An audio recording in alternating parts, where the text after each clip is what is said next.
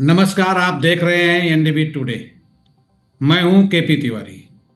आज पश्चिम बंगाल, तमिलनाडु, असम, केरल और पांडिचेरी के चुनाव नतीजे देश की राजनीति को नया मोड़, नया संदेश दिया है। कहीं सत्ता बरकरार तो कहीं टक्कर, कहीं साफ बदलाव के संकेत हैं। इस विषय पर आज हम सबसे बात कर रहे हैं। हमारे साथ जो जुड़े हैं उसमें वरिष्ठ पत्रकार, राजनीतिक विश्लेषक आदरणीय प्रदुम तिवारी जी और नमस्कार। प्रोफेसर और राजनीतिक मुद्दों के जानकार प्रोफेसर एपी तिवारी जी, नमस्कार। और राजनीति में राजनीतिक गहन जानकारी रखने वाले, लंबे समय तक रिपोर्टिंग करने वाले वरिष्ठ पत्रकार अखिलेश वाजपेयी जी, और भाजपा के प्रतिनिधि के तौर पर हमारे बीच में है चंद्रशेखर पांडे जी। पांचों के जो परिणाम आए हैं, हम सबसे पहले चंद्रशेखर पांडे जी से शुरू करें। पश्चिम बंगाल से लेकर के कई जगह पर इनका परिणाम बड़ा सुखद रहा है, तो ये बताएं क्या रणनीति है, क्या रही है, कैसे रहा है, परिणाम के बारे में क्या कहना है। सबसे पहले तो मैं इतना वरिष्ठ पैनल, इतना शानदार पैनल, इतना विद्वान पैनल पा करके मैं और आपके एनडीवी के जो भी दर्शक होंगे वो सबसे पहले सुखद उनके लिए है कि यह इतना विद्वान पैनलों के द्वारा, यह सभी विद्वान लोगों के द्वारा इस पे चर्चा किया जाएगा। आप सभी को मैं प्रणाम करता हूं। अब आगे आते हैं जैसे मुद्दे की बात पे। देखिए, आज का दिन भारतीय जनता पार्टी के साथ साथ भारत की जो राष्ट्रीय अस्मिता है, उस राष्ट्रीय अस्मिता की, भारत के उत्थान के, भारत के प्रति प्रेम रखने वाले सभी लोगों के लिए बहुत बड़ा दिन है।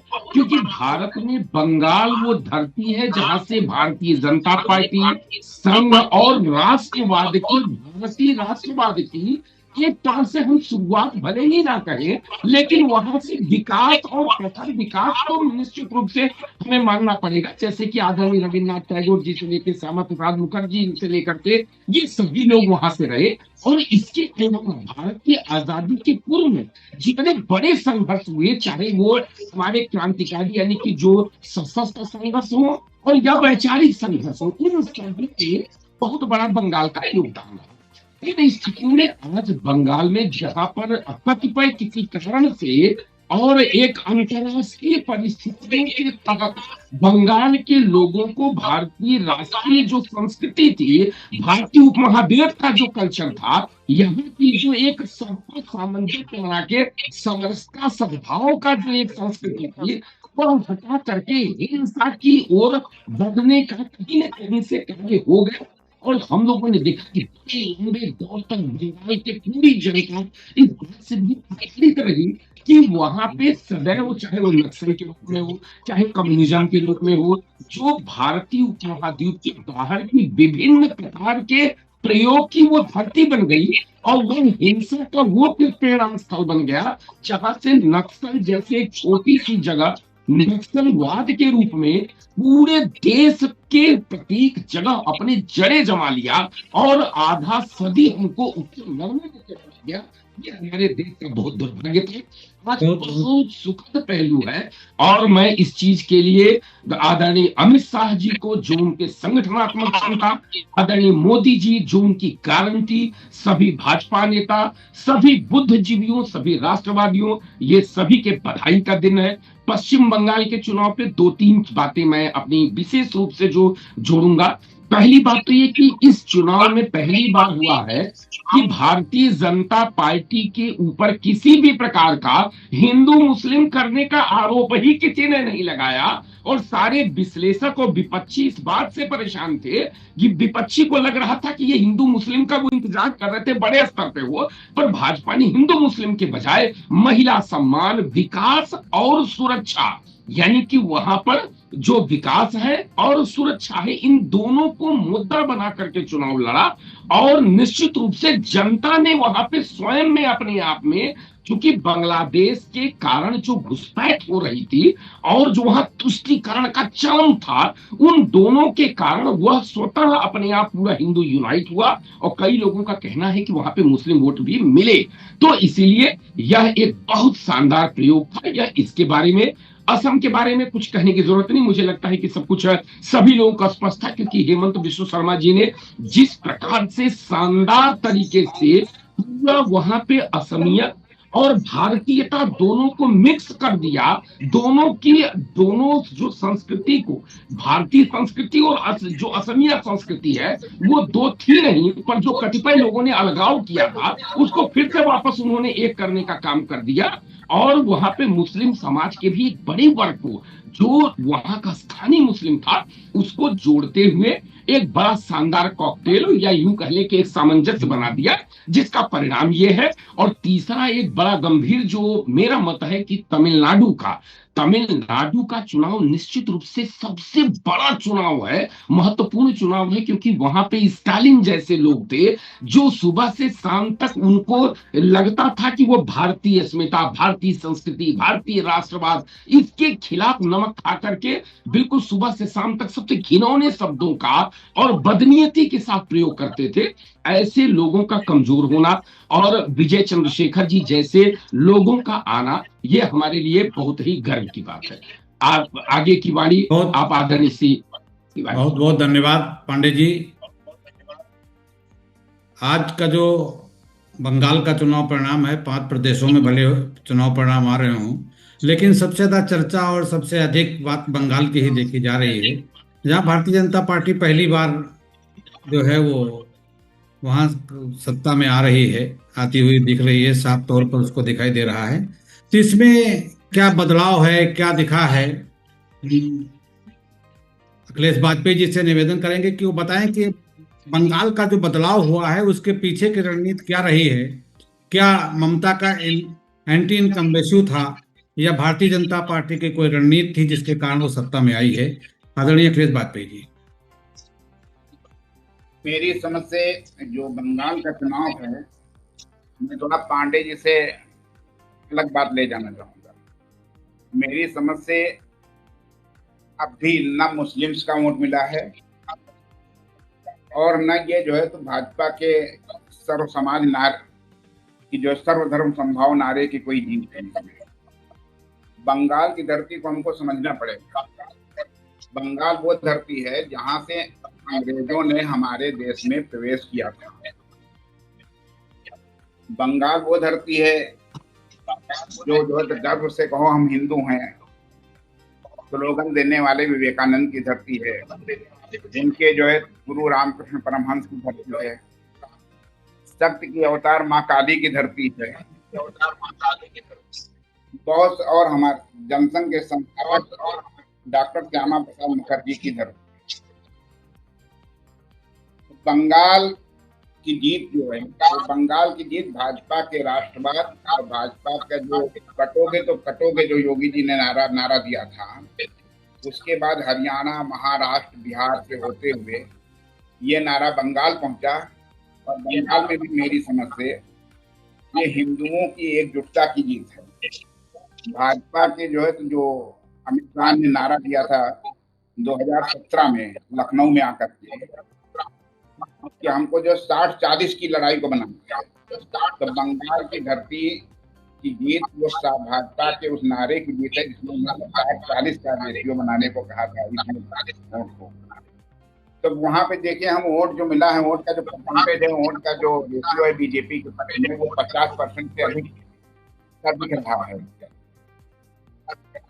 तो अभी ये ममता की जो मुसलमान, मुस्लिम, मौजिन, मस्जिद, मदरसा, उसके खिलाफ जो भाजपा ने जो मुद्दा बनाया इसकी जीत है। और जो हिंदू की अस्मिता को जगाया भाजपा ने, अब जहां तक इसके आगे की बात है, भाजपा ने भले ही जो है तो असम में अपनी सत्ता कायम रखा है, बंगाल में पहली बार एक ऐसी सरकार भाजपा की बनने जा रही हो जिसका जो कि विशुद्ध रूप से जो है तो गैर कांग्रेसी सरकार बनने जा रही है।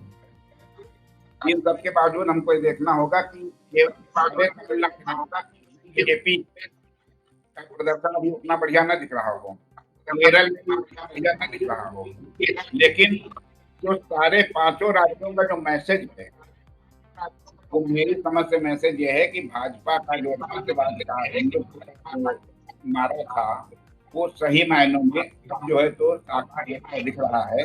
और हम आगे ये दिखाई पड़ेगा कि बंगाल के चुनाव के बाद इस रणनीति और आत्मनिर्भरता के साथ आएगी, क्योंकि पहला बंगाल जीत के साथ पूरब, पश्चिम और उत्तर जीत गई है। दक्षिण में भी उसने सेंध लगाई है। आंध्र प्रदेश में एनडीए के रूप में है और केरल में जिस तरीके से वो 4 बढ़ रहा है, तमिलनाडु में तरीके से स्टालिन कर रही है, तो उसमें भी वो सफल होते दिख रहे हैं। हालांकि कर्नाटक में सरकार नहीं है, लेकिन कर्नाटक में सबसे पहले भाजपा की सरकार अगर बनी तो कर्नाटक में। अब इसके बाद बंगाल चुनाव को हम देखते हैं, तो उड़ीसा, बंगाल, बिहार, उत्तर प्रदेश, उधर त्रिपुरा और फिर असम, ये सब मिलाकर एक तरीके से भाजपा के राष्ट्रवाद का असली जो संकल्प था, असली जो संकल्पना थी, अब वो पूरी होने जा रही है। और बंगाल का चुनाव इन 5 राज्यों का चुनाव देंगे और आने वाले दिनों में और आक्रामक राष्ट्रवाद मैदान में उतरती दिखेगी। और ये चुनाव परिणाम आ रहे हैं भविष्य में, खासतौर से उत्तर प्रदेश जहाँ पे जो है तो आगे कुछ महीनों बाद आने वाले हैं, विपक्ष के लिए कठिनाई और समस्या बढ़ाते हुए सबसे बड़ा जिला अध्याय गया। भले केरल में जीत नहीं हो, लेकिन केरल में जीत तब हो रही है जब राहुल गांधी हो रही है, जो है तो कोई बहुत अब नहीं है, तो इसको भी हमको समझना पड़ेगा। ये जो है तो भाजपा की बहुत बड़ी जीत है, की बहुत बड़ी हार है। हार की ममता भरे हों, हार भरे हों, लेकिन ये जो है तो अखिलेश यादव से लेकर के जो भी जो है तो अभी तक निरपेक्षता के नारे के साथ, सेकुलरवाद के नारे के साथ जो अभी तक राजनीति कर रहे थे, ये उनके लिए बड़ी चुनौती है।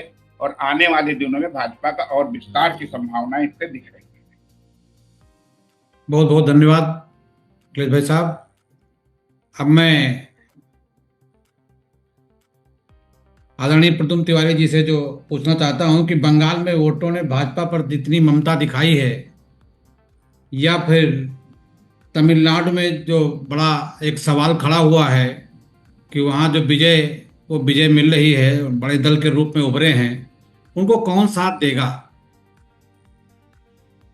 इस मुद्दों पर क्या कहना है? और प्रदेश के मुख्यमंत्री ने जिन क्षेत्रों में वहां सभाएं की थी उसका क्या असर रहा? पूरे चुनाव पर अपनी एक विचार रखेंगे प्रद्युम्न तिवारी जी।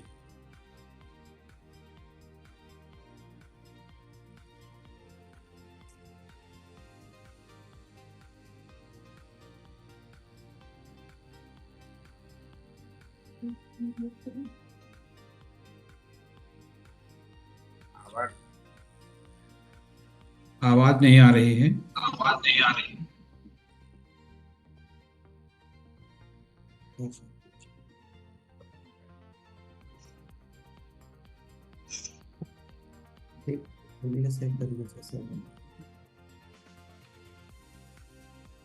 प्रद्युम्न जी, सवाल आपका ईयरफोन लगवा लें।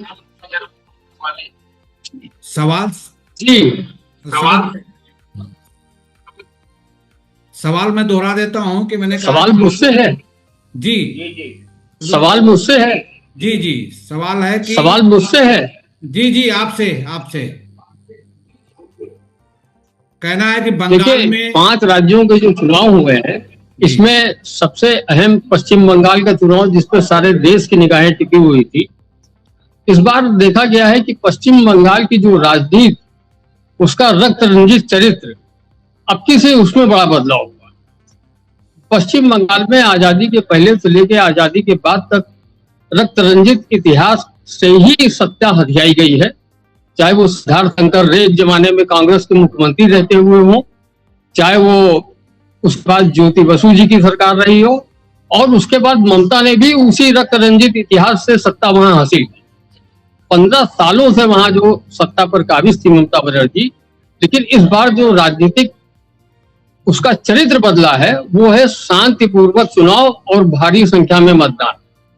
एक चीज गौर करने वाली है कि SIR में 1 करोड़ के लगभग फर्जी वोटर बाहर हुए, उसके बाद भी 30 लाख ज्यादा मतदान हुआ। ये 30 लाख वोटर वो माने जा रहे हैं जो दबे कुचले और जिनको वोट नहीं डालने दिया जाता था। इस बार केंद्रीय सुरक्षा बलों की निगरानी और चौकसी की वजह से वोट देने में वो सफल हुए, जिसका भाजपा को लाभ मिला। दूसरी बात ये कि भाजपा अपनी रणनीति में पूरी तरह कामयाब रही। वो महिला नारी शक्ति बंधन विधेयक हो, इसके रूप में जो महिला विरोधी साबित किया है अपोजिशन को पूरे अपने, उसमें भाजपा की रणनीति 100% कामयाब रही और आगे भी भाजपा इस तरह के बयान जारी रखेगी। पश्चिम बंगाल को इस दृष्टि भी देखा जाना चाहिए कि जिस दिन एग्जिट पोल यहाँ पे आ रहे थे तो बांग्लादेश की संसद में चर्चा हो रही, बांग्लादेश की संसद में चिंता जताई जा रही थी कि वहां पे यदि भाजपा की सरकार बन गई तो बांग्लादेश को शरणार्थियों को संकट झेलना पड़ेगा। उनको आभास है कि यहाँ जो घुसपैठिए हैं वो सब बाहर किए जाएंगे और उनकी संख्या करोड़ों में हो, इस बात की चिंता है। लेकिन पश्चिम बंगाल की जो राजनीति का चरित्र बदला है, ये इसके लिए एक सुखद संकेत। कहने को विपक्षी दल कह रहे हैं कि साहब सांप्रदायिकता जीत गई, ये उनका अपना राग अलापना है, और कांग्रेस खास तौर से बेगानी शादी में अब्दुल्ला दीवाना, उनका तो ये है। रेगिस्तानी शुतुरमुर्ग जिस तरह तूफान आने पर रेत में सिर घुमा लेता है, उस तरह भी सारी जीत होने के बावजूद, रुझान आने के बावजूद अभी भी उनका घिसा पिटा नारा और अनर्गल प्रहलाद जारी वो रहेगा उनका। तमिलनाडु में क्या हुआ? तमिलनाडु में जिस DMK को साथी मान करके कांग्रेस चल रही, वहां से ऊपरा साफ हो रहा है। विजय पर, थलपति की विजय पर कांग्रेसी ढोल बजा रहे हैं, लेकिन ये नहीं देख रहे हैं कि थलपति को क्रिश्चियन बताया जा रहा है कि साहब क्रिश्चियनिटी की जीत हुई और धर्मनिरपेक्षता की जीत। लेकिन उस धर्मनिरपेक्षता के आड़ में इनको ये नहीं दिखाई पड़ रहा है कि विजय ने क्रिश्चियन होने के बावजूद आज तक सनातन के खिलाफ एक शब्द नहीं बोला। ये स्टालिन सनातन को गाली देते देते थक गए होंगे, लेकिन एक करारा तमाचा है। और अगर विजय को चुना है जनता ने तो वहां का भ्रष्टाचार और विजय की जो छवि है, नए हैं, फिल्म अभिनेता हैं और लोकप्रिय अभिनेता हैं उनके, रजनीकांत के बाद उनका एक दूसरा नंबर माना जाता है, तो उनको जनता ने चुना है। और साथ में AIADMK को जो है दूसरे नंबर की पार्टी बना करके ये भी साबित किया है कि अब बहुत ज्यादा सनातन को गाली देने से काम नहीं चलने वाला है। उधर विजय ने कभी सनातन के खिलाफ कुछ कहा नहीं, और कभी भी उसने भाजपा या किसी के बारे में, विजय की पार्टी या विजय ने खुद भी कभी कोई बयान नहीं किया। आज वहां पे हंग विधानसभा की जो है असेंबली की सूरत आ रही है। आने वाले समय में अगर AIADMK से मिलकर के विजय सरकार बनाते हैं वहां पर, तो कोई आश्चर्य नहीं होना चाहिए। जहां तक असम की बात है, असम में हेमंत बिस्वा शर्मा शुरू से ही जो है वो अडिग थे। और एक चीज बताते हैं, एक लाइन होती है नेताओं की जो साफ साफ कहते हैं, बड़ी साफ गोई से खरी खरी कहते हैं। वो पश्चिम बंगाल में अगर देखा जाए तो वहां पर जो शुभेंदु अधिकारी हैं, उनकी भी जो है सनातन के प्रति रुझान और खरी खरी बात लोगों को भाई है। यही हेमंत बिस्वा शर्मा के साथ असम में है। वो उन्होंने तो कह भी रखा था कि पवन खेड़ा ने जिस तरह से बयान दिया है, मैं खेड़ा को पेड़ा बना दूंगा, और अपनी बात को साबित कर रहे हैं। वहां भी महिलाओं का जो है जबरदस्त योगदान रहा है भाजपा की वापसी में, क्योंकि असम को तो पहले ही माना जा रहा था, लेकिन तमिलनाडु और पश्चिम बंगाल ये दो अगर देखा जाए तो ये भाजपा के लिए बहुत बड़ी राहत देने वाली बात है। पुडुचेरी में भाजपा बहुमत के करीब हो गई है और बहुमत पाने जा रही है।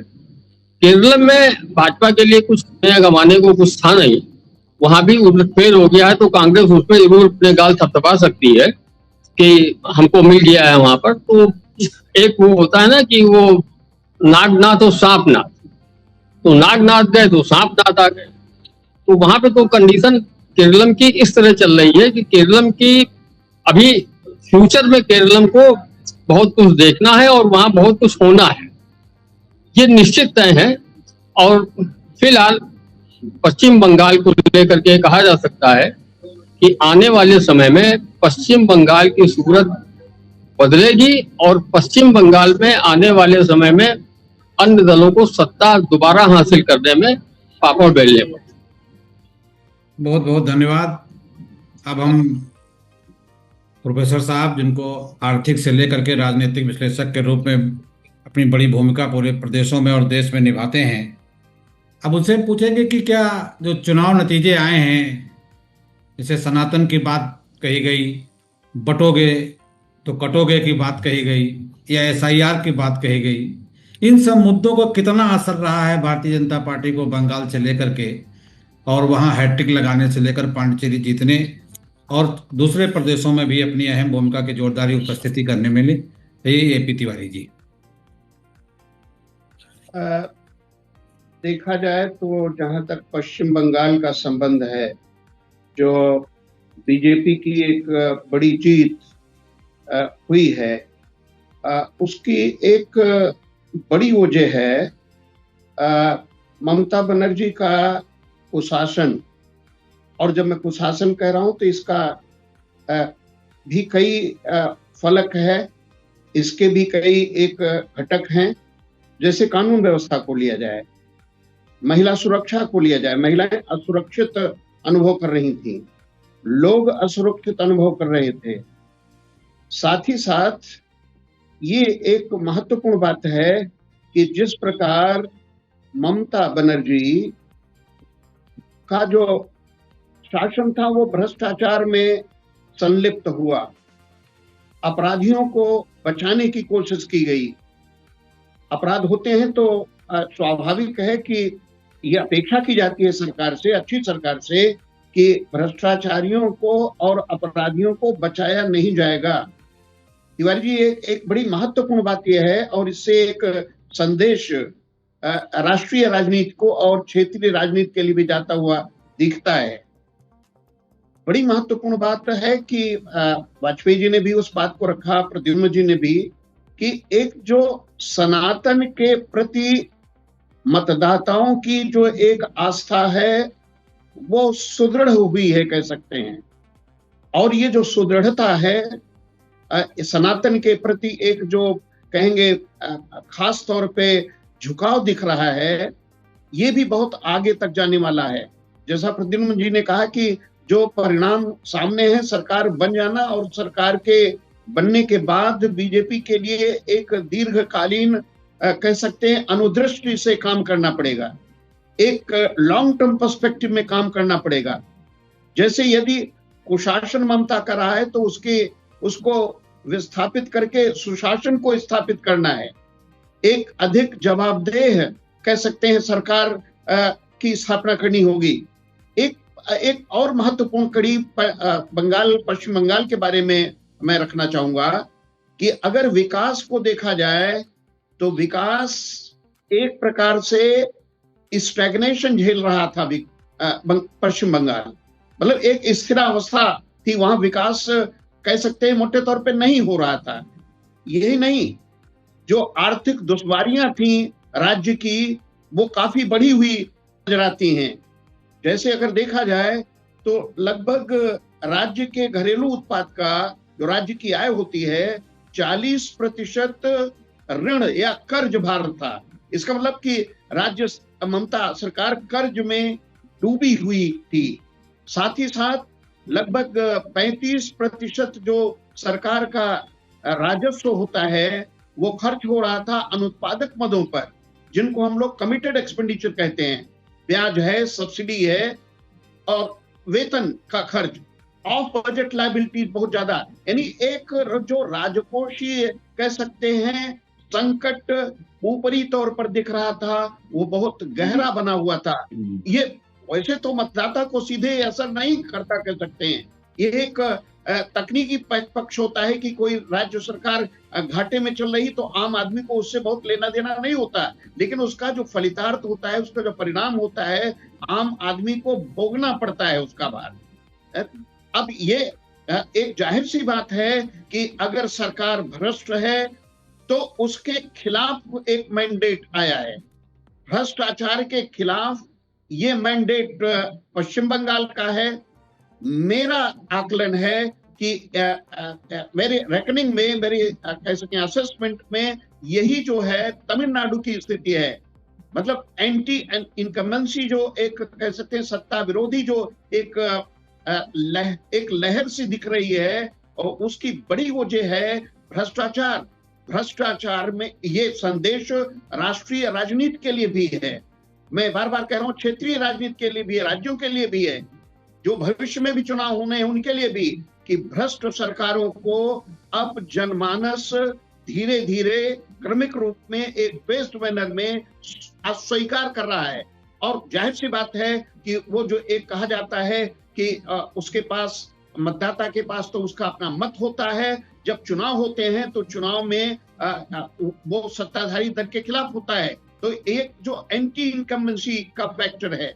एक बड़ी महत्वपूर्ण बात अभी थोड़ी देर पहले आपने प्रद्युम्न जी से जब बात की थी तो उठाई थी कि योगी जी ने जो पश्चिम बंगाल में समय दिया और एक कहेंगे लोगों का बड़ा समर्थन, एक अभिभूत जन समर्थन उनको मिला, यानी लोग उनको सुन रहे थे। अभिप्राय केवल सूक्ष्म रूप में ये कहना चाहूंगा कि योगी का जो कानून व्यवस्था का मॉडल है, जो विकास का मॉडल है, वो उसने भी पश्चिम बंगाल के मतदाताओं को बड़ी उल्लेखनीय तौर पर प्रभावित किया, पॉजिटिवली प्रभावित किया। तो इसका एक बड़ा श्रेय कह सकते हैं उस मॉडल को जाता है, विकास के उस मॉडल को जाता है, महिला सुरक्षा के उस मॉडल को जाता है। और एक बड़ी महत्वपूर्ण बात है कि जो पहले भी बातें उठी अभी चर्चा में आज की, कि जो एक सनातन धर्म के प्रति एक जो अनुराग है मतदाता का, वो कंसोलिडेट हुआ है। जहां तक असम की स्थिति है, ये अपेक्षा के अनुरूप परिणाम है। और असम में मुझे अच्छी तरह से याद है कि उत्तर प्रदेश के एक युवा नेता को भेजा गया था वहां पर, जब सत्ता परिवर्तन हुआ था बहुत पहले, यानी जब वहां पर बीजेपी गवर्नमेंट बनी थी, पूरा एक ग्राउंड लेवल पर काम हुआ था, ग्रास रूट लेवल पर काम हुआ था। और उस ग्रास रूट लेवल पर जो काम हुआ, वहां पर विशेष रूप में हिंदुत्व को लेकर वो कंसोलिडेट हुआ है लगातार, और उसके परिणाम सामने हैं। तो मेरा केरल की स्थिति को देखा जाए और पश्चिम बंगाल की, तो इसकी एक महत्वपूर्ण कड़ी है कि वामपंथी दलों का एक तरह से सत्ता में पूरी तरह से विस्थापन हो चुका है। अभिप्राय यह है कि वही दल अपने पैर किसी न किसी रूप में जमाए रह सकता है, सत्ता में बना रह सकता है, जो भारत को समझे, जो भारतीय संस्कृति को समझे, भारत की सनातन संस्कृति को समझे, लोगों की जो एक कहेंगे साइकोलॉजी है, लोगों का आम मतदाताओं का एक जो मनोविज्ञान है, उसको समझना, उसको अंडरस्टैंड करना। तो ये एक कॉग्निशन भी है, मैं समझता हूं। कुल मिलाकर अगर देखा जाए तो कई कारक हैं जो पूरे परिणाम को प्रभावित करते हुए दृष्टिगोचर हो रहे हैं, लेकिन सुप्रीम यह है कि लोगों का विश्वास, मतदाताओं का एक विश्वास सरकार बनने की जो दिशा है, वो उसमें आता है मोदी का एक जो गुड गवर्नेंस का मॉडल राष्ट्रीय स्तर पर, क्योंकि मोदी के नेतृत्व में आस्था, जहां सरकारें बन रही हैं और जहां सरकार नहीं भी है, वहां भी उसको अप्रिशिएट किया जाता है, उसकी पहचान है, तो कहीं ना कहीं अगर मिलाकर कहें तो ये जो मोदी और योगी का मॉडल है और बीजेपी की एक जो शाश्वत चुनाव की रणनीति है, ये उसी के परिणाम सामने हमारे हैं। तिवारी जी, इस पर एक और पूछना चाहेंगे कि ये जो आपका जनादेश है, तो जनादेश का बड़ा संदेश गया है, तो ये जो संदेश गया ये स्थिरता का है या बदलाव का है, परिवर्तन का है? तो दोनों चीजें हैं। अगर हम सनातन पर उस पर आ रहे हैं तो उत्तर प्रदेश की राजनीति में स्थिरता का है या बदलाव का है, तो उस पर क्या असर पड़ेगा? स्थिरता का रहेगा तो बदलाव का रहेगा, क्योंकि तीसरी बार हैट्रिक यहाँ भी लगाने की तैयारी में बीजेपी है, तो उस पर क्या रहेगा? कई जगह तो बदलाव दिखे हैं, तो यहाँ पर भी जो उसका आपने बताया है, तो क्या क्या रहेगा, उसका क्या असर पड़ेगा? देखिए, इसके दो पक्ष हैं। जहां तक उत्तर प्रदेश की आर्थिक तस्वीर है वो बेहतर है, निश्चित तौर पर बेहतर है। आर्थिक स्थिरता है, लगातार यूपी की अर्थव्यवस्था तरक्की कर रही है, जो आर्थिक सुधार किए गए हैं, पूंजी निवेश बढ़ा है, औद्योगिक विकास हो रहा है, साथ ही साथ सामाजिक क्षेत्र में, इंफ्रास्ट्रक्चर सेक्टर में इसमें विकास हुआ है, इसमें कोई भी दो राय नहीं है। कानून व्यवस्था की स्थिति दृढ़ है, ये एक स्थिरता प्रदान करती है जो सूबे की राजनीतिक अर्थव्यवस्था है उसको। लेकिन मेरा मानना है कि जहां तक 2027 के चुनाव का संबंध है, कहीं ना कहीं एक संदेश इससे जाता हुआ है, जो चुनाव परिणाम आए हैं, आ रहे हैं आज, उनका एक संदेश है कि गवर्नेंस के मैटर पर किसी भी प्रकार की ढींगा मुस्ती, विशेष रूप में मैं कहने में संकोच नहीं करता कि जो भ्रष्टाचार का मसला है और उस पर नकेल कसना, चाहे वो ब्यूरोक्रेसी की कह सकते हैं भ्रष्टाचार की स्थिति हो या राजनेताओं की स्थिति हो, तो अभी मोटे तौर पर जो समय बचा है यूपी में, यूपी सरकार के लिए कह सकते हैं, या जो नेतृत्व है भाजपा का, मैं कहूंगा भाजपा नेतृत्व के सम्मुख अभी इतना समय है कि वो इन स्थितियों को और अधिक सुदृढ़ करते हुए जनमानस को अपने पक्ष में बनाने में कह सकते हैं व्यापक तौर पर कामयाब हो सकती है। लेकिन मेरा मानना है कि कुल मिलाकर अगर देखा जाए तो राष्ट्रीय राजनीति के स्तर पर, या मैं बार बार कह रहा हूं कि चाहे 2029 का जो चुनाव आगामी है लोकसभा का, और जो 2027 का चुनाव यूपी का, क्योंकि अगर उत्तर भारत है तो उत्तर भारत में सबसे जो प्रमुख स्थान है वो उत्तर प्रदेश की राजनीतिक अर्थव्यवस्था का है। उत्तर प्रदेश ने जहां तक अर्थव्यवस्था का संबंध है अच्छा निष्पादन दिया है, लेकिन जो यहाँ की पॉलिटी है, जो राज्य व्यवस्था है कह सकते हैं, कानून व्यवस्था के सुदृढ़ होने के साथ ही साथ अपेक्षा एक कह सकते हैं अभिशासन में और अधिक पारदर्शिता लाने का है। या जैसे मैंने अभी उल्लेख किया कि कहीं ना कहीं मतदाता अब ऊब रहा है, जो भ्रष्टाचार की स्थितियां हैं, यही तो संदेश पश्चिम बंगाल और तमिलनाडु के परिणामों का है कि सुशासन से ही एक टिकाऊ और कह सकते हैं एक टिकाऊ सरकार का एक संदेश जाता है। लेकिन कुल मिलाकर मेरा मानना है कि योगी का जो मॉडल है विकास का, योगी का जो सुरक्षा का मॉडल है, योगी जी का जो नारी सुरक्षा का मॉडल है, वो अभी तक कह सकते हैं राष्ट्रीय स्तर पर भी, जहां कहीं क्षेत्रीय स्तर पर भी वो सफल होता हुआ दिखाई देता है, या उसको आत्मसात करने की लालसा भी राज्यों में बढ़ रही है। तो यह एक, या राज्य ये समझते हैं अच्छी तरह, राज्य के राजनीतिक दल भी ये समझते हैं, राज्यों में जिनका शासन है, कि महिला सुरक्षा, कानून व्यवस्था को बेहतर करके, विकास को बेहतर करके ही एक टिकाऊ सरकार को बनाए रखा जा सकता है, या उसे एक सुनिश्चित तौर पर बनाए रखा जा सकता है। बहुत बहुत धन्यवाद। अब मैं चंद्रशेखर पांडे जी से सवाल पूछना चाहता हूं कि कई चीज़ें आपके पक्ष में इस चुनाव में दिख रही हैं, तो ये चुनाव उत्तर प्रदेश से लेकर के केंद्रीय राजनीति तक क्या असर डालेगा, और आप लोगों की क्या तैयारी है उत्तर प्रदेश में संदेश देने की? क्योंकि सबसे बड़ी स्थिति ये है कि आपका एंटी इनकम्बेंसी का जो जनादेश बंगाल से लेकर के दूसरे राज्यों में आया है, अगर असम को छोड़ दिया जाए तो उसको लेकर के भी क्या तैयारी रहेगी और क्या कहना है? जी, देखिए, एक बंगाल चुनाव ने, यद्यपि विजय तो प्रत्येक जगह है, लेकिन बंगाल चुनाव एक अप्रत्याशित विजय है, जिसपे कि अप्रत्याशित क्या, हमें भारतीय जनता पार्टी को पूरा आशावान होने के बावजूद भी निश्चित रूप से जो बुद्धिजीवी वर्ग हैं, जो आकलन करने वाले लोग हैं, उन सभी ने जिस तरीके से माहौल बनाया था, उससे हम कह सकते हैं कि यह सभी के लिए, आम जनमानस के लिए अप्रत्याशित परिणाम है।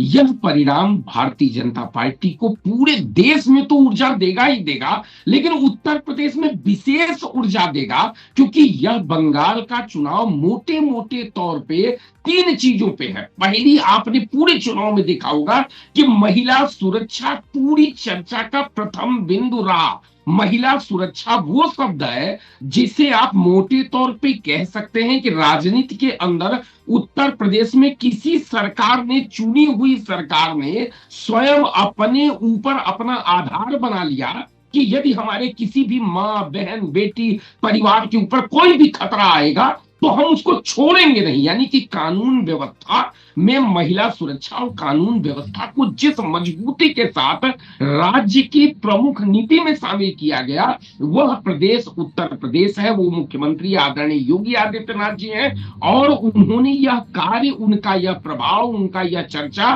बंगाल से लेकर के पूरे देश में यह फैला। यानी कि यह महिला सुरक्षा का स्थापित वहां पे भी होता है कि यह जो उत्तर प्रदेश की सरकार की नीति बनाई गई है महिला सुरक्षा की, कानून व्यवस्था की, वह उत्तर प्रदेश ही नहीं पूरे देश पे लागू होती है। दूसरी बात, हम यहाँ पे विकास को देखते हैं। होता क्या है कि उत्तर प्रदेश में आपने देखा है कि जब से भारतीय जनता पार्टी की सरकार आई है, तब से लगातार, चाहे वह जो है डिफेंस कॉरिडोर बनाना हो, चाहे वो इन्वेस्टर मीट करना हो, चाहे वो विभिन्न उद्योग लगाना हो, और विशेष तौर से प्रत्येक जो जिले हैं, उन जिलों को जो एक सड़कों से जोड़ने का एक कार्यक्रम बनाया गया है, किसानों के पक्ष में जो कार्य करने का कार्यक्रम बनाया गया है, उनके लिए जो स्टोरेज की सुविधा बनाने की बात की गई है। पांडे जी, और ठीक है, लेकिन उस पर हम ये जोड़ना चाहते हैं कि अभी तिवारी जी ने सचेत किया है कि हमारे पास अभी समय है, ब्यूरोक्रेट से लेकर के भ्रष्टाचार की जो स्थिति है उसमें सुधार की जरूरत है। तो उस एंगल पर भी देखना चाहिए। विकास और महिलाओं की बात तो हो रही है, लेकिन भ्रष्टाचार के मुद्दे पर भी अभी आपको ज्यादा काम करने की जरूरत लग रही है, उस पर भी। आदरणीय तिवारी जी ने बहुत अच्छी और भी बहुत अच्छी बातें कही हैं, और वो सभी स्वागत योग्य हैं, बिल्कुल सही बात है। और भ्रष्टाचार के संदर्भ में सतत कार्य किए जा रहे हैं। लगातार आप देख रहे हैं कि कोई सरकार अपने अधिकारियों से लेकर के प्रत्येक स्तर पे और राजनेताओं के ऊपर किस प्रकार का अंकुश लगाया गया है, अधिकारियों के ऊपर अंकुश लगाया गया है। और इसके बावजूद भी निश्चित रूप से एक सही बात है कि अभी बहुत कुछ करना बाकी है, परंतु बंगाल चुनाव, ये चुनाव भारतीय जनता पार्टी को जोश दिलाएगा। और एक और अच्छी बात है कि बंगाल चुनाव से जो मिलती है कि बंगाल चुनाव में ये कहा गया कि महिलाओं को, चूंकि वहां पे टीएमसी द्वारा, जो वहां पे दीदी द्वारा लगभग 4,000 से 9,000 रुपया प्रति घर में पैसे दिए जा रहे थे लगातार पिछले काफी दिनों से लगातार, इसके बावजूद भी जनता ने, महिलाओं ने अपनी सुरक्षा को प्राथमिकता समझा। यानी कि धन से ऊपर अपनी सुरक्षा को और अपनी भावनाओं को, यानी कि जो राष्ट्रीयता है, जो यानी कि जो राष्ट्रीय मुद्दे हैं, उनको उन्होंने वरीयता दिया, सुरक्षा को वरीयता दिया, विकास को वरीयता दिया। ये एक बहुत ही गंभीर चीज और निकल के आई है जो हमको और उत्साह और शक्ति प्रदान करेगी। और उत्तर प्रदेश में एक बात मैं और कहना चाहूंगा कि उत्तर प्रदेश के अंदर जो 22 का चुनाव हुआ था, वह चुनाव विपक्ष द्वारा फैलाया गया सबसे बड़ा प्रोपगंडा था, क्योंकि हमने देखा कि पूरा पश्चिमी उत्तर प्रदेश में किसान आंदोलन के नाम पे कैसा माहौल बन गया था कि यह कहा जा रहा था कि वहां तो भाजपा के लोग प्रचार ही नहीं कर पाएंगे। और पूर्वी उत्तर प्रदेश में एक माहौल बनाया गया था कि यहाँ छूटा पशु से लेकर के सैकड़ों मुद्दे ऐसे बना दिए गए थे कि गांव गांव में रिफ्लेक्शन सारे जो बुद्धिजीवी से लेके पत्रकार से लेके सभी लोगों को आंखों के सामने दिख रहे थे। तो 2022 में जो विपक्ष ने पुपगंडा फैलाया, जो षड्यंत्र रचा, जो एक माहौल नकारात्मक बनाया, वो बहुत बड़ा था। इसके बावजूद भी जनता ने योगी जी के, भारतीय जनता पार्टी के जो कानून व्यवस्था और विकास के आधार को प्रमुखता देते हुए प्रचंड बहुमत से सरकार बनाए। तो Thank you. 27 के चुनाव में मुझे लगता है वो आसान रहेगा। अखिलेश जी, पूछना है कि चुनाव भले ही बंगाल का था, लेकिन लड़ाई यूपी में भी लड़ी जा रही थी। यहाँ योगी और अखिलेश जिस तरह और उनकी टीम जिस तरह जो है सोशल मीडिया से लेकर के, बयानों से लेकर के उस पर जो है तंज कस रहे थे और दावे कर रहे थे, उसको लेकर के योगी जी साफ दिखाई दे रहा था कि क्या रहेगा। यहाँ पर जो पूरी तरह से एकजुट रहा है वो महिला वोटर्स हावी रहा है, या सरकार की योजनाओं ने गेम बदला है, युवा वोट किसके साथ गया है, और यूपी पर उसका क्या असर रहेगा? देखिए, बात मैं वहीं से शुरू करूंगा कि जैसे अभी बात हो रही थी चर्चा, और प्रद्युम्न भाई साहब ने और प्रोफेसर साहब ने को कहा भी, छुआ भी, कि देखिए अगर बंगाल के चुनाव को हम ये मान लेंगे कि जो है तो ये इनकम्बेंसी है, सत्ता विरोधी लहर है, तो हम भ्रम में जाए।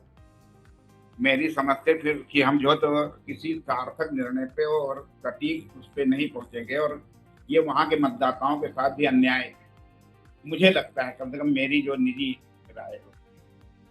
क्योंकि बंगाल का जो चुनाव है, ममता की जो हार है, वो जो है तो भाजपा की नीतियों से ज्यादा और भाजपा नेताओं के परिश्रम से ज्यादा जो सनातन की जो है तो पर विश्वास है, जो सनातन सरोकारों का जो सम्मान है, सनातन सरोकारों को जिस तरीके से आगे बढ़ाया गया है, और ये जो है तो सत्ता विरोधी लहर से ज्यादा सनातन विरोधियों की पराजय है पूरा चुनाव। क्योंकि असम में हम हेमंत जो है जीत रहे हैं, बीजेपी तमिलनाडु में भले नहीं कुछ वैसा करिश्मा नहीं कर पा रही, जैसी उम्मीद भी नहीं थी, उस तरीके के उनके सीटें भी उन्होंने नहीं ली थी, इतने प्रत्याशी भी उन्होंने नहीं खरीद किए थे। वो तो पहले ही जो है उनका लक्ष्य ये दिख रहा था पहले दिन से, कि उनका पहला लक्ष्य ये है कि किसी तरीके से स्टालिन को चुनाव से जो है तो हटाया जाए, सत्ता से हटाया जाए। उसमें वो सफल हो गए हैं। तो उसको भी जो है तो एक तरीके से सनातन विरोधियों की पराजय ही माना जाएगा। इसी तरीके से अब आ जाइए केरल में। केरल में ठीक है कि हाँ, वहां पे बीजेपी कहीं किसी उसमें नहीं है, और एक तरीके से कांग्रेस पार्टी सत्ता में आने जा रही है, कांग्रेस के नेतृत्व वाला गठबंधन वहां पे आने जा रहा है। लेकिन जैसे कि प्रोफेसर साहब ने कहा, वामपंथी जो सरकारों का या वामपंथी जो शक्तियों का आखिरी किला था, वो ढह गया, वो भी ढह गया। और आज जो है ये जो चुनाव हुआ, जो नतीजे आए, इसमें जनता ने एक तरीके से पूरे कांग्रेस मुक्त तो अभी देश हुआ या नहीं हुआ ये आगे की बात है, लेकिन एक तरीके से वामपंथी जो धारा थी उससे कम से कम जो है तो जो संविधान के उसमें जो स्थापित जो संस्थाएं हैं उसमें मुक्ति मिल गई। हालांकि अभी जेएनयू जैसे ये सवाल उठ रहे हैं कि जेएनयू जैसे कई संस्थाएं ऐसी हैं जिसमें कि अभी वो कीड़े, उस तरीके की मानसिकता भी है। तो ये तो पहली मेरी नजर में ये सनातन जो विरोधियों की पराजय है और सनातन सरोकारों की जीत है। अब रही बात ये कि जो इसका उत्तर प्रदेश में क्या असर पड़ेगा, तो निश्चित रूप से जो अगर सनातन की बात करेंगे तो उसमें योगी जी प्रमुख चेहरे हैं, और योगी जी ने जो बटोगे तो कटोगे जैसे नारे दे करके और हिंदुत्व अस्मिता पे जिस तरीके से हिंदुत्व को जो अस्मिता का मामला बनाया और उससे जिस तरीके से परिणाम बदले, तो योगी जी उस पर काम करेंगे। लेकिन ये सही है कि यहाँ पे भ्रष्टाचार और नौकरशाही एक बड़ी समस्या है जिस पर भी उनको ध्यान देना होगा। क्योंकि अभी पांडे जी कह रहे थे, लेकिन इस सप्ताह में हमको ये नहीं भूल जाना चाहिए कि ज्यादा समय नहीं बीता है कि लोकसभा चुनाव में यहाँ पे आधी सीटें वो बीजेपी के हाथ से निकल गई हैं। मेरा ये मानना है कि वो जो हाथ आधी सीटें निकली बीजेपी के हाथ से, उसमें विपक्ष की सफलता से ज्यादा भाजपा की विफलता का ज्यादा योगदान रहा है मेरी राय में। भाजपा की अपनी नीतियां, भाजपा के अपने जो है तो काम, भाजपा के अपना आलस या भाजपा कार्यकर्ताओं का जो है तो एक तरीके से अनमयस्कता जो थी उसके कारण ये जो इस तरीके के परिणाम आए थे। तो ये सही है, इन सारी बातों के बाद कार्यकर्ताओं को अपेक्षा को समझना, कार्यकर्ताओं को की संतुष्टि और जिस तरीके से अधिकारियों की निरंकुशता, ये चुनौतियां जो है तो बीजेपी के सामने खड़ी हैं। और अगर सनातन जीत रहा है और सनातन विरोधी पराजित हो रहे हैं तो उसके पीछे ये भी कहीं ना कहीं जो है इस तरीके की ये फैक्टर भी काम कर रहे हैं। जनता को जो योगी मॉडल है, मोदी मॉडल है, जिस तरीके से गुजरात मॉडल को लेकर के 2014 में पूरे देश में बीजेपी को जीत मिली थी, उसी तरीके से मुझे लगता है कि बंगाल, तमिलनाडु, केरल सभी जगह कोई मॉडल ये काम कर रहा है। पार्टियां भले दूसरी आ रही हों, तो जहां पर उस मॉडल से लोग थक रहे हैं तो दूसरे को ला रहे हैं। और मुख्य रूप से पूरा फिर वही पे फोकस आता है कि जो सनातन है, सनातन का जो विरोध है, उसको अब इस देश की जनता जो स्वीकार करने को तैयार नहीं है। और ये एक सुखद भी है, इस परिणामों में ये सुखद दिख रहा है कि जनता में जो है तो सनातन को लेकर स्वाभिमान की जो चेतना जगी है। कारक उसके प्रेरक उसके मोदी और योगी हो सकते हैं, लेकिन ये जो चेतना जगी है, ये चेतना जो है ये पूरी राजनीतिक लड़ाई को सनातन विरोधियों, सनातन समर्थकों के उसमें बांट रही है। क्योंकि जब हम कानून व्यवस्था की बात करेंगे, हम सनातन का जो शासन का मॉडल है उससे प्रोफेसर तिवारी साहब ज्यादा बताएंगे, अलग चर्चा होती भी रही है कि जो सनातन का हमारे जो है तो प्राचीन भारत में जो सनातन शासन का, सनातन जो सरोकारों के से युक्त जो शासन रहे हैं, वो चाहे राम राज्य रहा हो, चाहे द्वापर का युग रहा हो, उसमें जो सनातनी सत्ता रही है, सनातन संस्कारों से जो युक्त राजा महाराजे रहे हैं, या इसके बाद भी जो है तो प्राचीन भारत के बाद भी जो युग शुरू हुआ, उसमें भी जो है तो महाराजा जैसे सम्राट विजयनगर का जो मामला आता है, वो तो पूरा सनातन सरोकारों को उस पर ही सब, वो जो है तो उस राज्य का जो है तो अवधारणा ही वही थी, जिसमें बाद में जो है तो कुछ जो है तो घर के भेदियों ने मिल करके उस कल्पना को नष्ट कर दिया। महिला, सनातन में महिलाओं का सम्मान, सनातन में युवाओं को प्रोत्साहन, तो ये सारी चीजें ना सनातन के अंतर्गत ही निहित हैं। और सनातन की जब हम बात करेंगे तो धर्म विशेष की बात नहीं है। सनातन है वो जो सबके मंगल की कामना करता है, सबके सम्मान की कामना करता है, सबको जो समान अधिकार देने की कामना करता है, जिसमें जो है तो सनातन में महिलाओं का, कहाँ महिलाओं में पर्दा प्रथा थी पहले प्राचीन भारत में, कहाँ थी महिला। तो ये सनातन की जब हम बात कर रहे हैं तो ये सारी चीजें उसमें शामिल हो जाती हैं।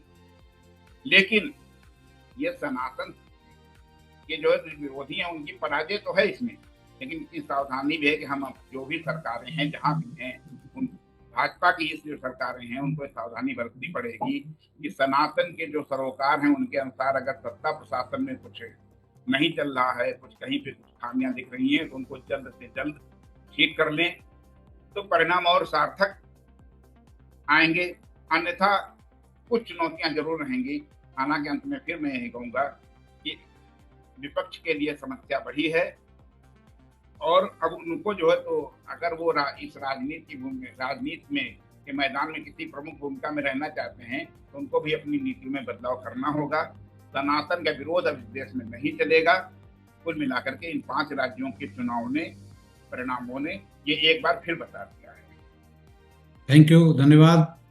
प्रदुम जी, पूछना चाहता हूं कि सनातन की बड़ी बात हो रही है, सनातन की आस्था को जिस तरीके दिया गया, तो सनातन के लोग जागे हैं या उनकी आस्था को चोट पहुंचाने वाले बाबरी का मामला हो, या ममता जहां किला उनका ढहा है तो बीजेपी का जो मुद्दा था उसको लेकर के, यानी क्रिकेट की भाषा में कहें तो सचिन तेंदुलकर को फुल टॉस गेंद देकर के खिलाने पर जो है छक्का ही लगेगा। तो कहीं ऐसा तो नहीं हुआ है कि जिस तरीके सनातन का विरोध करने वाले लोग आगे आए हैं, वहां बाबरी मस्जिद का निर्माण कराने के लिए आगे आए हैं, उसको लेकर के सनातन जागा है, हम जगा पाए हैं तो उनके कारण ज्यादा हुआ है, उस पर क्या कहना है?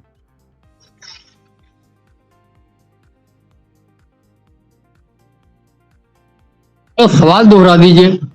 सवाल हमारा यह है कि सनातन को लेकर के कहा गया कि सनातन को लेकर के जिस तरह का चोट पहुंचाई गई है उसको लेकर के है। तो ये कहना कि सनातन के लोगों के प्रचार प्रसार में लोग जागे हैं, या फिर वहाँ के जो तौर तरीके के ममता का मुस्लिम फैक्टर था, या बाबरी मस्जिद का निर्माण कराना था, जिस तरीके से सनातनियों को चिढ़ाया गया, कौन सा फैक्टर इसमें हावी रहा है? हम सनातनियों को जगाने में हावी रहे, या वो चिढ़ा रहे थे, उसका परिणाम हुआ है हमारे ऊपर? देखिए, दो चीजें हैं, उसको अलग अलग बांट करके देखा जाना चाहिए।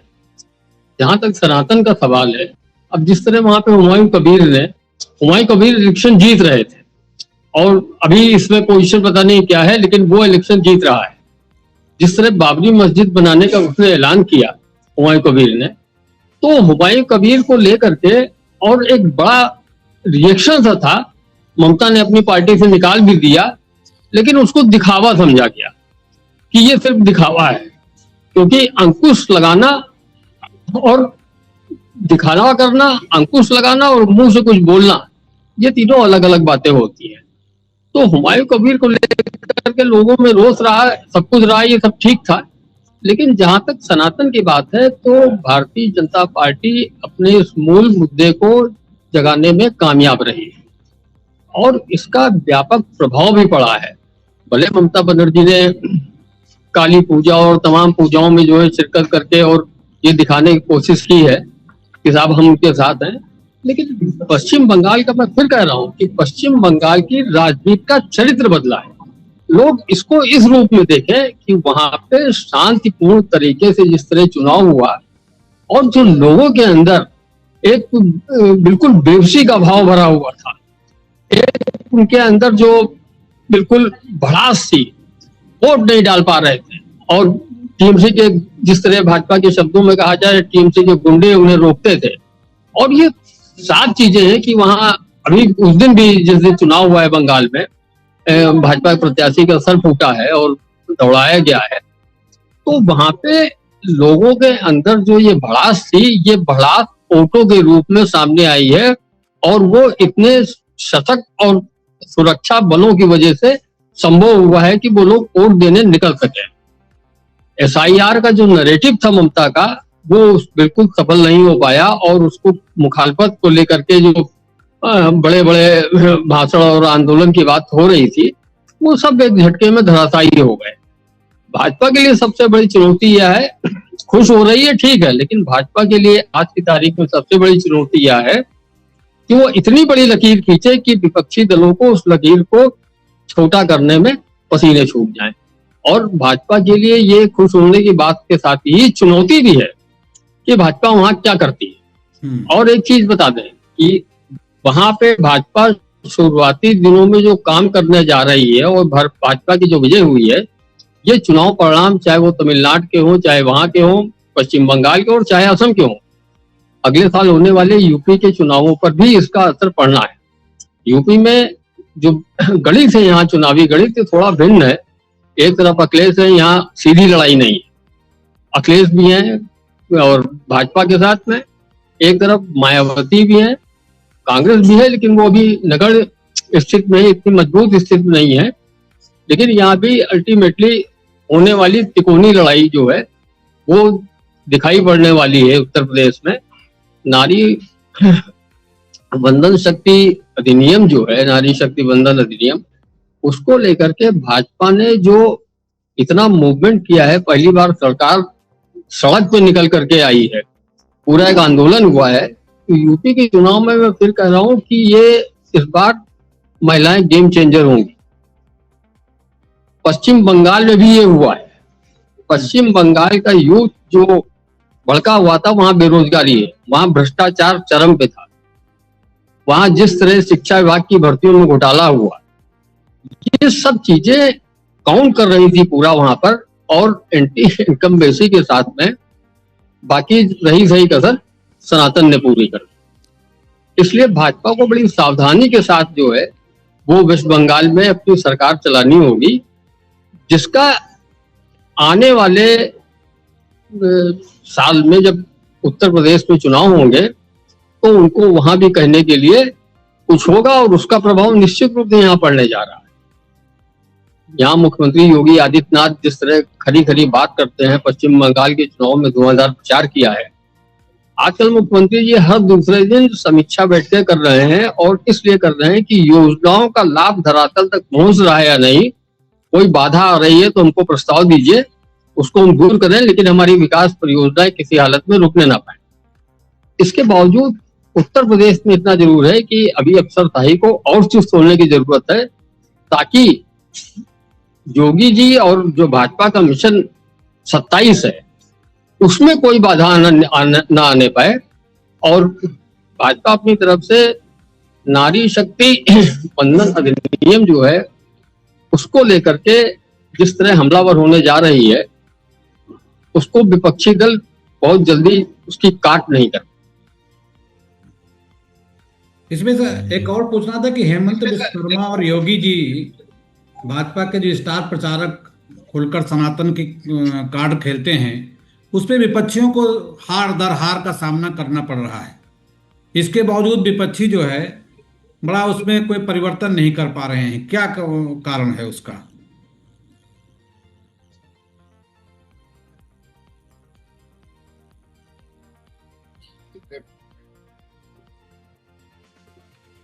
तिवारी जी आप बता दें।